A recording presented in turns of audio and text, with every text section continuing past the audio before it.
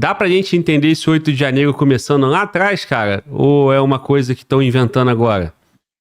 Cara, dá para entender por vários processos. Bom, se a gente for parar para analisar, né, acho que nos últimos dias aí a gente teve essa questão do indiciamento, aí, enfim, a imprensa voltou a comentar, e teve até um fato curioso desse indiciamento, que desde o primeiro dia eu estava comentando, porque eu sou um cara que eu gosto de acompanhar muito, principalmente o Twitter. Eu acho que ao longo dos anos eu aprendi a usar o Twitter como uma ferramenta. O Twitter tem uma coisa que eu gosto muito lá, às vezes as pessoas não usam, que é a lista. É como se você criasse vários perfis seus seguindo poucas pessoas. Sabe quando você cria, principalmente no Instagram, que normalmente o Instagram ele só coloca no teu feed as pessoas que você segue. Que você tem Normalmente uma ele não te interação sugere, maior. É. ele não te sugere outros conteúdos. E o Twitter tem lá uma aba que vê um monte de coisa assim aleatória. Então assim, Hum. conforme os anos foram passando, eu comecei a entender assim, pô, essas 10 pessoas, elas estão nessa mesma bolha. E meio que elas vão acabar reverberando as notícias que interessam essa microbolha dentro da bolha da direita. Olha, essas outras 20 pessoas também estão na direita, mas fazem parte desse outro movimento que está aqui. Essas aqui estão na esquerda, pô, essa é mais na esquerda mais petista. Olha, essa aqui já é uma esquerda mais, sei lá, liberal progressista. Essa daqui já é uma esquerda mais trabalhista, nacionalista, e começar a montar.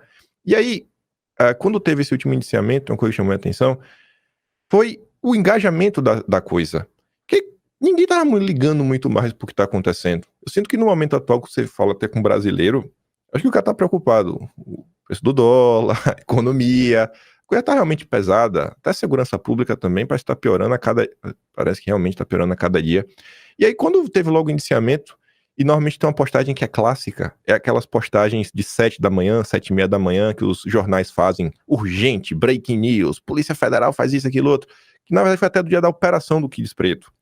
E aí eu fiquei olhando e falei, cara, olha essa postagem aqui do Metrópolis, pegou 60 mil visualizações, que é muito pouco, quase nenhuma interação, quase nenhum like. Cara, já tá um assunto, tá ficando cansado no Brasil. Aí, dias depois, como é aquele cara o cara da Quest, Felipe Nunes, cara da Quest, em tudo pesquisa, ele tá na Globo News. Aí ele foi pra lá, aí ele trouxe os números, ele mostrando que em comparação a outras operações, em comparação até mesmo falas do Lula, aquela fala que o Lula falou sobre Israel, no final do ano passado, em Hamas, teve muito mais engajamento na rede social. A própria questão do Janja Palusa teve muito mais engajamento. Então assim, tá no ponto que tá meio cansado. Eu não sei se é porque o pessoal realmente só cansou, não sei se é porque também tem parte da população que tá começando, cara, tá meio estranho o que tá acontecendo. A própria imprensa apontou algumas coisas curiosas nos últimos dias, que aí eu acho que, assim, a grande parte da direita tá bem cética com o que tá sendo colocado na mesa. Parte da esquerda petista tá naquela ânsia de ver Bolsonaro acabado, e tem um movimento que começa a surgir dentro da esquerda que fala, cara, esse filme aqui é ruim, já vimos. Muita gente começa a comparar o que está acontecendo agora com Bolsonaro ao que aconteceu na era da Lava Jato, inclusive até o que aconteceu contra Dilma, em questão assim do movimento político, para você colocar um freio com a esquerda, fala, pô, tem que olhar. Comentário de gente da esquerda falando, pô, peguei aqui o relatório para dar uma lida, não me convenceu. Aí você fala, pô, o cara tá falando isso daí, às vezes, sei lá, às vezes é um infiltrado da direita, se passando por esquerda. Só que aí vem a própria Folha de São Paulo, ela publicou 2 notas, e uma foi ontem, comentando sobre isso, que existem algumas lacunas. A Folha fala assim, ó, a Polícia Federal faz algumas afirmações categóricas, mas as provas disso, até o momento, meio que são indícios. Aí, para dar um exemplo aqui, para a audiência ficar, para entender, eles falam o seguinte, o Lula estava sendo monitorado. Aí quais seriam as provas disso no relatório? Não, no dia tal, foi detectado que lá na torre de estação de rádio, né, o cara estaria próximo. Só que a Folha de São Paulo comenta, cara, o raio dessas torres de rádio são muito longas. Não necessariamente o cara estava perto do hotel do Lula, porque na região tem shopping center, tem, sei lá, ponto comercial, tem escritório. Como é que você vai falar que o cara estava monitorando o Lula? Só porque o telefone do cara pegou ali na torre de estação de rádio? Então a própria Folha de São Paulo comentando sobre isso. Teve outros pontos também. Até a questão do plano, não plano para dar fim numas pessoas.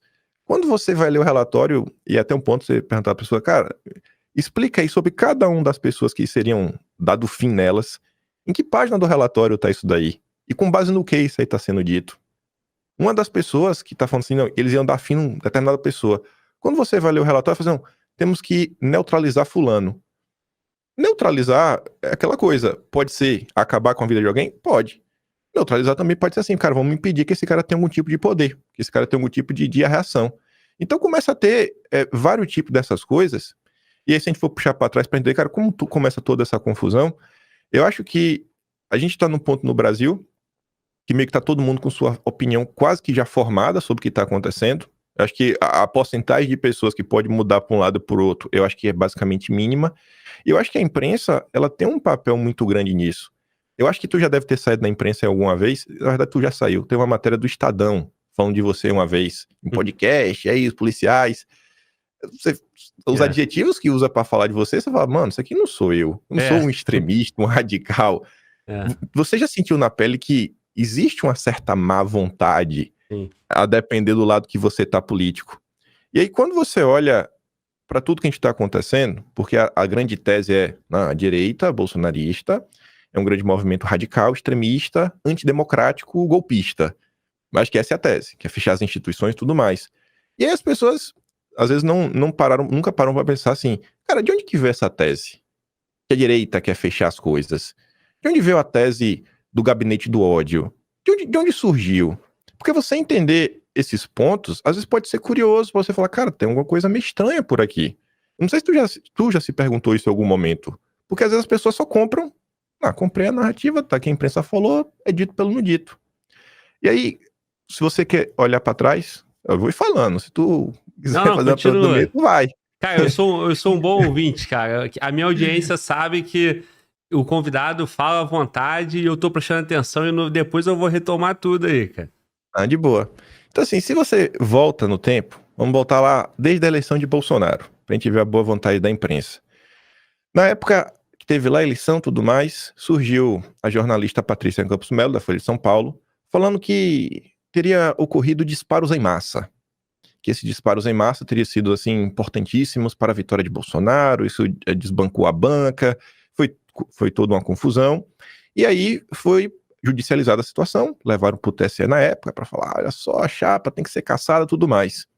Aí vem umas coisas curiosas, né? O tempo, assim, essa narrativa, ela é tida como verdade, até os dias atuais, a turma bate o martelo como se fosse uma coisa 100% real, só que aí você vai para o julgamento, que teve na época no TSE. Isso daí, vocês acham fácil? Tem uma matéria longa até no site Conjur, que relata algumas falas do que foi dito. E aí o pessoal fala o seguinte, cara, até hoje, assim, como é que a gente teve disparos em massa e o PDT, que entrou com a ação, não conseguiu apresentar um único print desses disparos em massa? É o disparo em massa mais secreto que existiu. Como é que você não tem um print pra você provar? E aí, foi absolvido por unanimidade. Foi defendido, inclusive, assim, que não tem nenhum tipo de culpa, o ministro Luiz Roberto Barroso, que é atualmente presidente do Supremo. Eu acho que ninguém vai falar que o Barroso é um grande aliado de Bolsonaro. Acho que não sei se ele ainda está, mas era corregedor do... Estava como corregedor, acho, do CNJ, que é o Luiz Felipe Salomão. Também não acho que é um jurista no Brasil, que a pessoa, ele é um cara aí da direita e tudo mais. Não, acho que é. E outros ministros também que ocupam lá o Supremo, que a composição do TSE faz parte do pessoal. Aí você fala, cara, essa história, ela cresceu, ela ganhou grande destaque, não caiu na conta apenas de Bolsonaro, como também caiu do Luciano Hang na época, de empresários, e a imprensa vai dando algumas coisas como verdade e vai empurrando, e vai empurrando, e vai empurrando. Aí você pega, isso é em 2018, o governo Bolsonaro começa, e já tá aquela gritaria, desde o princípio. Aí, no início do governo Bolsonaro, na primeira oportunidade que a imprensa achava, vamos pegar o assunto, vamos começar a subir. Que era a questão olha, tem um grupo aqui extremista, radical, tudo mais. Em março de 2019, lá vinha o Estadão falar sobre a direita jacobina. Porque, não, eles estão atacando aqui, jornalista, fazendo isso, aquilo, outro. Na época foi a Constança Rezende, ela tinha um áudio dela, ela me deu entrevista em inglês, e aí esse áudio saiu, e aí houveram críticas, porque a turma da direita estava falando que ela queria basicamente derrubar o governo, e aí o pessoal, não, ela não quer na verdade derrubar o governo, e ficou nesse disse-me disse, não é, tudo mais, enfim. Confusão gigantesca, mas começa ali a ser criada a história, olha, direita jacobina. Aí o tempo vai passando um pouco, aí você chega ali mais ou menos em maio, de 2019. Talvez o ano mais, assim, o mês mais importante do ano de 2019. E talvez até tudo que está acontecendo para você entender de onde começa a confusão. Porque se eu tivesse que apontar um mês, é maio. Se eu tivesse que apontar um evento, eu diria que foram as manifestações de 26 de maio de 2019. Aconteceu muita coisa naquele momento. Dias antes da manifestação, mais ou menos 20 dias antes, surgiu um vídeo que viralizou nas redes sociais. Era uma entrevista do então ministro de Bolsonaro, o general Santos Cruz. O Santos Cruz ocupava, estava acho não na Casa Civil, não. Era secretaria. Relações, assuntos institucionais. Tipo Alexandre Padilha agora do governo Lula. Sim. Aí ele estava com a comunicação com o Congresso, não era? Isso, exato. Aí ele estava batendo um papo com a Vera Magalhães e em determinado momento ele fala que tinha que tem que regular as redes sociais. Aí foi um caos. E foi um caos porque o vídeo começou a viralizar porque Danilo Gentili pegou esse vídeo e jogou pra cima. Curiosamente, na época, a imprensa começa a falar que tinha um grupo organizado de destruição de reputação e colocava até Gentili como uma dessas lideranças. Inclusive, uma matéria escrita pelo Ricardo Noblar, publicada na Veja. Todo mundo consegue encontrar. Se por acaso até com essas matérias eu consigo achar até fácil. Aí, Danilo Gentili foi pra cima, a galera foi pra cima cobrar. E aí, Bolsonaro? Que onda é essa aí? Não demorou muito, Bolsonaro fez um tweet falando, cara, no meu governo não existe isso de regulação de mídia, não. Quem quiser isso daí, vá pra Cuba, Coreia do Norte. Ele fez mais ou menos nesse tom. Na época, Sérgio Moro, também ministro, fez um tweet no mesmo tom. E aí o Olavo de Carvalho, que já estava meio birrado com os militares, por algumas coisas estavam acontecendo, tinha um treta lá do Roquete Pinto, entrou na situação, aí a imprensa pega, junta Danilo Gentili, turma da rede social, Olavo de Carvalho, para falar, olha, essa direita raivosa, perseguindo pessoas, destruição de reputação, beleza. Aí, e por que eu falei isso? Isso aí foi no início de maio. O tempo foi passando, passou mais ou menos uns 14, 15 dias disso, mais ou menos em torno do dia 17, 19 de maio, começou a surgir um movimento, pelas mãos do MBL, falando que a direita iria fazer uma manifestação para pedir o fechamento do Congresso e do Supremo. Essa é a primeira vez que essa história aparece. A direita não aceita o jogo democrático, quer fechar as instituições, e falava da manifestação que iria ocorrer em 26 de maio. E aí você fala assim, cara, tem tweet da época, né, da turma do MBL, Renan Santos falando sobre isso, Kataguiri falando sobre isso, e você lê os comentários, porque os tweets continuam no ar até hoje, as pessoas falam, cara, de onde é que tu tirou isso daí? Tu tá mentindo. Essa manifestação não é para isso. Essa manifestação é para MP 870. Essa manifestação é para falar da questão da reforma da Previdência e tudo mais. Sei que teve a confusão, teve até a manifestação, já passar após dela, e, acredite se quiser, até a Globo falou, cara, a manifestação foi de boa, e em nenhum momento teve cartaz de palavra de ordem, ataque aos poderes, porque esse assunto foi crescendo ao ponto da Jovem Pan, na época, entrevistar o Kataguiri e falar, Kataguiri, de onde você tirou esse assunto? Ah, não, vi um perfil lá, Lobo alguma coisa, perfil de 600 seguidores. Na época, o Felipe Moura Brasil e o Augusto Nunes tiraram um ano, pô, um perfil de 600 seguidores, vai falar em nome da direita, um perfil com foto anônima, a galera pesou a mão. Só que aí, dias antes dessa manifestação, aí eu trago o Danilo Gentili. O Danilo Gentili fez uma postagem no Twitter falando que não quero mais saber de política, estão aqui me atacando, percebo que essa militância bolsonarista é igual aos Mavis, no primeiro momento que eu não quis ajudá-los, já estão me atacando, fazendo aquilo outro, então eu vou parar de seguir um monte de gente, pro melhor, e vou parar de falar de política. Danilo Gentili nunca parou de falar de política, e ele fez muita afirmação de mil uma coisas. Na época ele surtou porque um cara chamou ele de pica sonsa. Inclusive até o Emílio Surita, o Emílio tem um perfil no Twitter anônimo, ele viu, até levou a treta, deu uma indireta pro Gentili, esse vídeo tá no ar até hoje, não é difícil de encontrar do Emílio também. E aí você fica naquela, né, pô, porque o MBL, junto com o Danilo Gentili, e ali marca o teu rompimento desse movimento com o bolsonarismo, você fala, pô, por que esses caras fizeram isso? Isso tá meio estranho. Aí você fala, pô, Danilo Gentili, e depois, até na época que teve essa questão do Santos Cruz, ele elogiou o Bolsonaro, defendeu o Olavo de Carvalho, falou, a Globo nunca fala bem de militares, bastou Olavo de Carvalho falar do Santos Cruz, pronto, Olavo de Carvalho já virou vilão, e Santos Cruz agora virou mocinho. Mas, pô, os caras criam uma narrativa que a direita quer fechar o Congresso, quer fazer isso, quer fazer aquilo outro, inventa um monte de coisa, se faz de vítima, e ainda mente sobre as pautas da manifestação. Isso daí, maio, já marca um certo rompimento. Em paralelo, tinha uns amigos do MBL, que é muito mais do que amigo. Na verdade, do Gentili que seria amigo, mas é uma figura-chave aí que era muito próxima do MBL. O MBL diz que não era um membro oficial, mas o próprio Renan Santos, em uma entrevista para o UOL de 2019, ele confirma que eles andavam bem próximos, às vezes as redes do MBL usavam para botar o conteúdo dele para cima, que era uma figura chamada Luciano Nayan, que era tem um pseudônimo. O nome dele verdadeiro era Carlos Augusto de Moraes Afonso. E onde é que entra o Luciano Nayan em todo esse processo? Desde o início de 2019, Luciano Nayan era o cara que vinha criando dossiês sobre as pessoas da direita e mapeando toda essa rede de ódio digital. E todo esse material dessa turma é o que foi utilizado durante a CPMI das fake news contra a turma da direita, que foi o que aconteceu depois, né? Então, assim, tô tentando trazer essa escalada do movimento contra a direita pra gente chegar até, sei lá, agora no dia 8. Então você fala, cara, que viagem é essa? Aí passou ali alguns meses, né? Mais ou menos, acho que outubro do final de 2019, começa a CPMI, esse movimento já tinha rompido, depois veio o Nando Moura rompendo. E na época que o Danilo Gentili ele abandona a direita, ele fala assim, vou deixar de seguir todo mundo. Ele deixou de seguir todo mundo da direita, mas continuou seguindo Luciano Nayan e também uma amiga deles. Enfim, aí começou a CPMI das fake news, e eles começam a martelar a tese. Olha, tem esse grupo aí, viu? Tem esse grupo aí, esse grupo é complicado, tem que ir para cima desse pessoal. E nessa mesma época, surge pela primeira vez o termo gabinete do ódio, que não era utilizado para ter nenhum tipo de vinculação entre, sei lá, pessoas e perfis de rede social com políticos.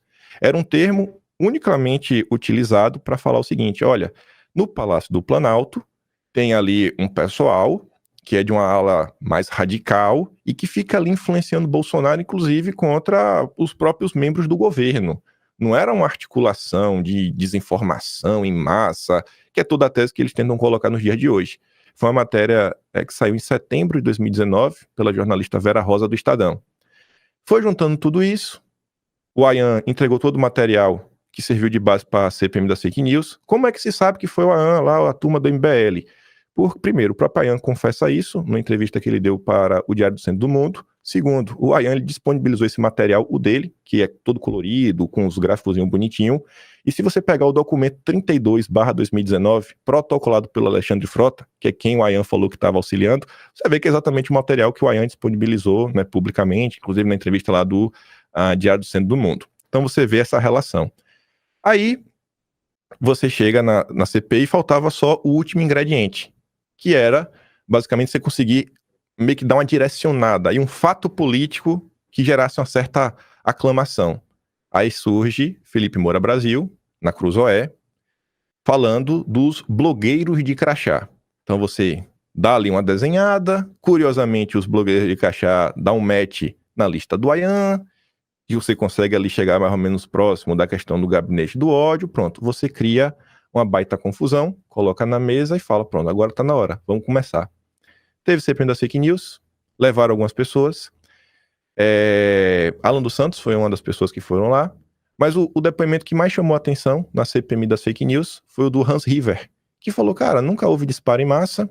Ele acabou falando algumas coisas da Patrícia Campos Melo, que a galera pegou muito mais no pé por causa disso, falas machistas, misóginas, etc, tudo mais, do que o que ele realmente falou sobre as questões políticas. Resultado final, terminou a CPMI das fake news, e é um dos processos de vários, e o que é que foi provado? Todo mundo ia se perguntar, né? Pô, investigaram tudo, foram atrás, quebra de sigilo, cadê o dinheiro? Cadê os disparos em massa? Cadê qualquer relação com o governo? Até durante esse processo da CPMI das fake news, aí mais uma vez entra uma parceria MBL, Antagonista e Folha de São Paulo, para acusar que o governo Bolsonaro foi uma tentativa de falar, não, existe um financiamento. E aí essa tu vai entender porque tu tá no YouTube. Na época saiu a notícia mais ou menos assim, ó. O governo está fazendo anúncios em canais de YouTube. Aí colocaram assim, ó, Terça Livre recebeu 1.447 anúncios do governo. Aí você fala assim, cara, 1.400 anúncios é muito anúncio, né? Só que é anúncio do AdSense. Na verdade, o governo contratou o Google AdSense e, assim, o AdSense dispara e sai em qualquer canal. Glauber, quanto é que 1.000 visualizações tá pagando no YouTube, Glauber? Não, e a gente, Na época, nós não temos o controle de qual anúncio está aparecendo. Nós estamos quanto, aí e há quanto meia mais ou hora menos conversando, paga? já apareceu o anúncio para quem está em casa e eu nem sei que anúncio foi. E quanto normalmente tá custando isso daí? Hoje no Brasil? Uns É 1.000? pouco. É pouco. Na época fizeram aquele caos pra falar, olha, tá aqui a prova do dinheiro. Na época o pessoal foi atrás do CEO da Google, né, o Fábio Coelho, e eles emitiram, né, um documento oficial da Google, o valor R$ 4,28. Por Então inserção. assim, né, pelas 1.447 inserções, R$ 4,28. Então assim, isso tudo acho que mostra um pouco da boa vontade da imprensa, a gente tá comentando aqui, né, a escalada junto com a boa vontade da imprensa. Pô, isso é jornalismo? Isso é informar? Você pega o número, 1.447 anúncios. O cara que não sabe do que está acontecendo falou, pô, o governo Bolsonaro enfiando dinheiro nesses blogs sujos da direita. Cara, R$ 4. Pelo amor de Deus, gente. Mas vamos voltar. Teve essa vindo das fake Kim, news. me permite, cara, eu não perco o raciocínio. Ah, Assim, cara, o contraponto a isso aí, coisa que eu lembro da época, né? Você tem tudo isso aí catalogado aí pelas suas falas, né? Você tem um atlas, né? E você vai reduzindo tudo isso a termo, né? Eu lembro que na época surgiram vários canais no YouTube, né? Apoiadores sim. do Bolsonaro, né? E o Terça Livre era talvez o maior deles, né? E aí tem vários outros caras, né? Com canal de política.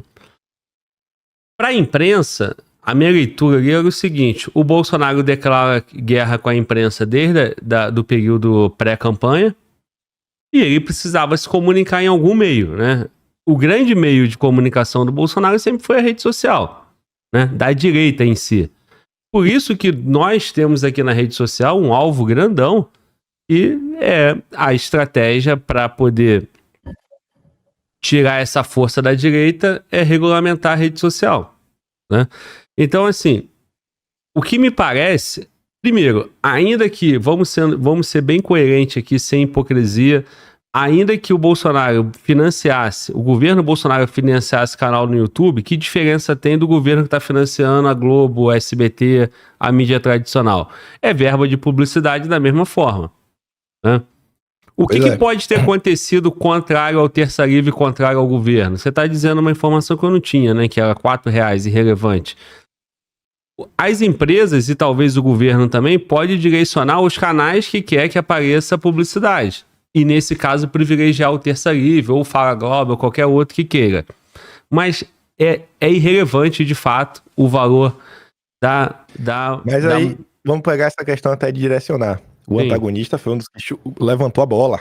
Cadeia. Eu não lembro Felipe disso. Moura Brasil, cara... Tô te falando pela minha lógica aqui, né? Eu não sei como é que foi isso. Deixa aqui só ler aqui, pra eu ler ipsiliteris, que eu sei exatamente onde encontrar aqui um tweet da época, pra você entender até essa questão de direcionamento como é absurdo. Deixa eu ver aqui. Deixa eu abrir aqui já. Deixa eu só procurar. Os 1.447 anúncios... Não vai estar aqui. Mas basicamente o cara falou o seguinte na época: está provado que existe aqui um esquema de lavagem de dinheiro. O cara tá falando de lavagem de dinheiro na acusação. Passados, coisa de um mês e pouco, ou foi algumas semanas, se descobriu que o antagonista recebeu 10 vezes mais anúncio do que o Terça Livre. Aí você fala, pô, peraí, tu tá acusando os caras de lavagem de dinheiro por R$4 e tu recebeu 10 vezes mais anúncio? O teu o quê, então? É um esquema internacional de tráfico de influência? Assim, nem pra você falar de direcionamento não teve. Porque sites como antagonista na época, aí o Diogo Mainardi, na época era dono, escreveu uma nota falando: vou aqui emitir um DARF no governo pra eu devolver esse dinheiro e vou bloquear esse tipo de anúncio no meu site. Aí agora é fácil, né? Depois que já recebeu, depois que já criminalizou as pessoas. Então, assim, os caras criminalizam o movimento pra falar. Quando você vai ver os números reais, o antagonista recebe 10 vezes mais anúncio do que o Terça Livre, que eles acusavam de lavagem de dinheiro. E no final do dia fica por isso mesmo. O Diogo Mainardi fala que vai emitir um DARF para devolver o dinheiro, que ele não quer dinheiro nenhum do governo, e que vai bloquear assuntos do governo no site dele. Então, assim, balela. Pura balela no final do dia. Teve uma CPMI, cara, você tem um instrumento de fiscalização. Você tem toda a boa vontade dos setores do establishment brasileiro, que é maioria no Congresso, é maioria na Câmara, é maioria na imprensa. E o que é que a CPMI achou? Sabe? Os caras são tão bons de se esconder que a CPMI não achou nada. Aí você vai olhando várias coisas curiosas na CPMI, como, por exemplo, o próprio Ayan, que montou o material, ele chegou a frequentar por um evento do Redes Cordiais. O Redes Cordiais é um evento que tem, assim, a criação desse grupo, tá lá na sua gênese, o Guilherme Amado, que é um jornalista que ganhou destaque aí, que foi o cara que falou, por exemplo, do Felipe Martins, que teria fugido do país. Pô, o Felipe Martins foi preso graças ao Guilherme Amado. Aí você, pô, olha quem já estava lá de trás.